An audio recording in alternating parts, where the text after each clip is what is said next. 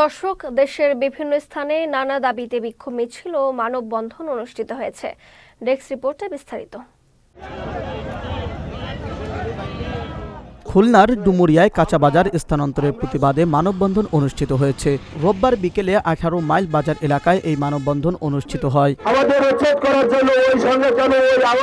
ময়মনসিংহে শেখ হাসিনা সহ তার দোসরদের দ্রুত গ্রেপ্তার ও বিচারের দাবিতে বিক্ষোভ মিছিল অনুষ্ঠিত হয়েছে। রোববার দুপুরে রেলওয়ে কৃষ্ণচূড়া চত্বর থেকে বিক্ষোভ মিছিলটি বের হয়ে নগরের প্রধান সড়ক পরিদর্শন করে বিভাগীয় কমিশনারের কার্যালয়ে এসে শেষ হয়। মুন্সিগঞ্জের শ্রীনগরে সাবেক ইউপি সদস্য আব্দুল সামাদকে মিথ্যা মামলা দিয়ে হয়রানির অভিযোগে সংবাদ সম্মেলন করেছে ভুক্তভোগীর পরিবারের সদস্যরা। রোববার দুপুরে উপজেলার উত্তর কামারগাঁও এলাকার নিজ বাড়িতে এই সংবাদ সম্মেলন অনুষ্ঠিত হয়।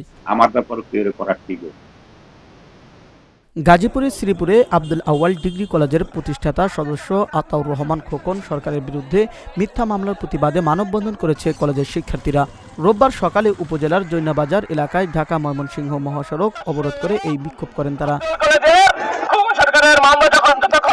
দিনাজপুরে প্রিপেড মিটার পরিবর্তন করে পোস্টপেড মিটারের দাবিতে মানববন্ধন করেছে বিদ্যুৎ গ্রাহক স্বার্থ রক্ষা কমিটি। রোববার পিডিবি মোড় সুইহারি বিদ্যুৎ ভবনের সামনে এই বিক্ষোভ করেন তারা। খুলনায় সন্ত্রাসী তৎপরতা বৃদ্ধি, শিক্ষার্থীদের উপর হামলা ও প্রশাসনের উদাসীনতার প্রতিবাদে বিক্ষোভ ও মানববন্ধন করেছে শিক্ষার্থীরা। রোববার দুপুরে নর্থ ওয়েস্টার্ন ইউনিভার্সিটির সামনে এই মানববন্ধন করেন তারা।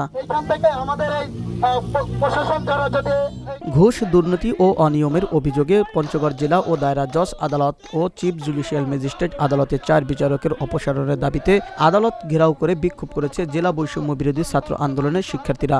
রোববার দুপুরে এই কর্মসূচি পালন করেন তারা। সিরাজগঞ্জের শাহজাদপুরে রবীন্দ্র বিশ্ববিদ্যালয়ের স্থায়ী ক্যাম্পাস নির্মাণের দাবিতে মানববন্ধন ও বিক্ষোভ মিছিল করেছে শিক্ষার্থীরা। রোববার দুপুরে বিসিক এলাকার রবীন্দ্রনাথ ঠাকুরের ভাস্কর্যের সামনে এই বিক্ষোভ করেন তারা।